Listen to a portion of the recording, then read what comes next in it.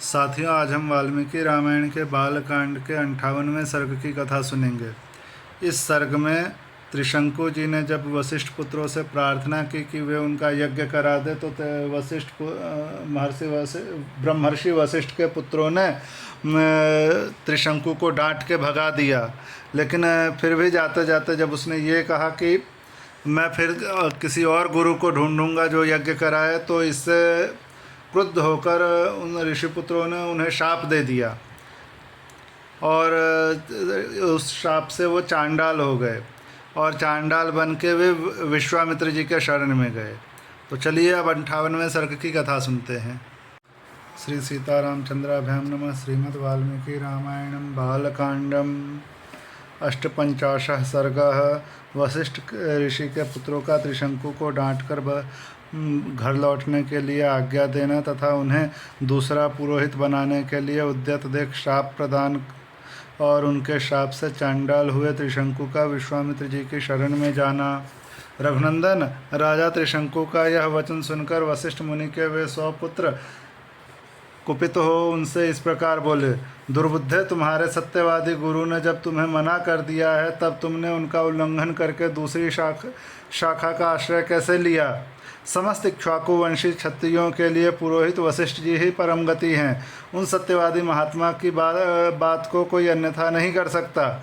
जिस यज्ञ कर्म को उन भगवान वशिष्ठ मुनि ने असंभव बताया है, उसे हम लोग कैसे कर सकते हैं? नरश्रेष्ठ, तुम अभी नादान हो, अपने नगर को लौट जाओ। पृथ्वीनाथ भगवान वशिष्ठ तीनों लोकों का यज्ञ कराने में समर्थ हैं। हम लोग उनका अपमान कैसे कर सकते हैं? गुरुपुत्रों का वह क्रोधयुक्त वचन सुनकर राजा त्रिशंकु ने पुनः उनसे इस प्रकार कहा, तपोधनो, भगवान वशिष्ठ तो मुझे ठुकरा ही दिया है। भगवान वशिष्ठ ने तो मुझे ठुकरा ही दिया था। आप गुरुपुत्रगण भी मेरी प्रार्थना स्वीकार नहीं कर रहे हैं, अतः आपका कल्याण हो। अब मैं दूसरे किसी की शरण में जाऊंगा। त्रिशंकु का यह घोर अभिसंधिपूर्ण वचन सुनकर महर्षि के पुत्रों ने अत्यंत कुपित हो उन्हें शाप दे दिया। अरे जा, तू चांडाल हो जाएगा। ऐसा कहकर वे महात्मा अपने अपने आश्रम में प्रविष्ट हो गए। तदनंतर रात व्यतीत होते ही राजा त्रिशंकु चांडाल हो गए। उनके शरीर का रंग नीला हो गया, कपड़े भी नीले हो गए, प्रत्येक अंग में रुक्षता आ गई, सिर के बाल छोटे छोटे हो गए, सारे शरीर में चिता की राखसी लिपट गई, विभिन्न अंगों में यथास्थान लोहे के गहने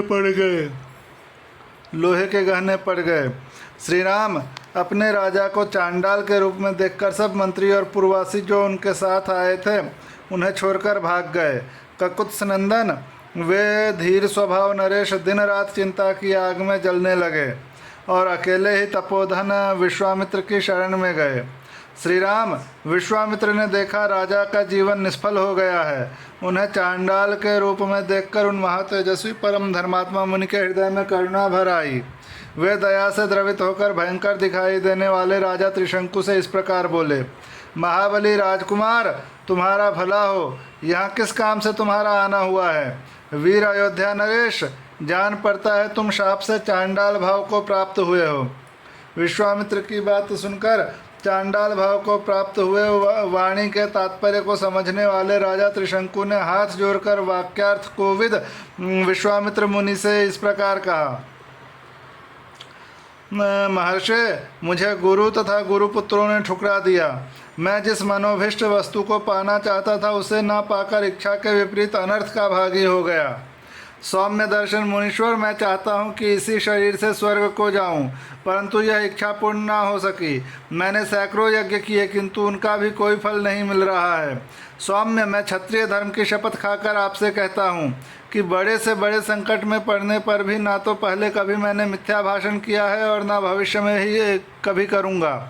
मैंने नाना प्रकार के यज्ञों का अनुष्ठान किया, प्रजाजनों की धर्मपूर्वक रक्षा की और शील एवं सदाचार द्वारा महात्माओं तथा गुरुजनों को संतुष्ट रखने का प्रयास किया।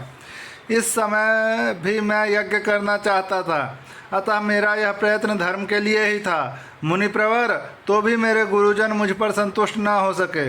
यह देखकर मैं दैव को ही बड़ा मानता हूँ। पुरुषार्थ तो निरर्थक जान पड़ता है। दैव सब पर आक्रमण करता है, दैव सब पर आक्रमण करता है, दैव ही सबकी परम गति है। मुने, मैं अत्यंत आर्त होकर आपकी कृपा चाहता हूँ। दैव ने मेरे पुरुषार्थ को दबा दिया है। आपका भला हो, आप मुझ पर अवश्य कृपा करें। अब मैं आपके सिवा दूसरे किसी की शरण में नहीं जाऊँगा। दूसरा कोई मुझे शरण देने वाला है भी नहीं। आप ही अपने पुरुषार्थ से मेरे दुर्दैव को पलट सकते हैं। इस प्रकार श्री वाल्मीकि निर्मित आर्ष रामायण आदि काव्य के बालकांड में 58वां सर्ग पूरा हुआ।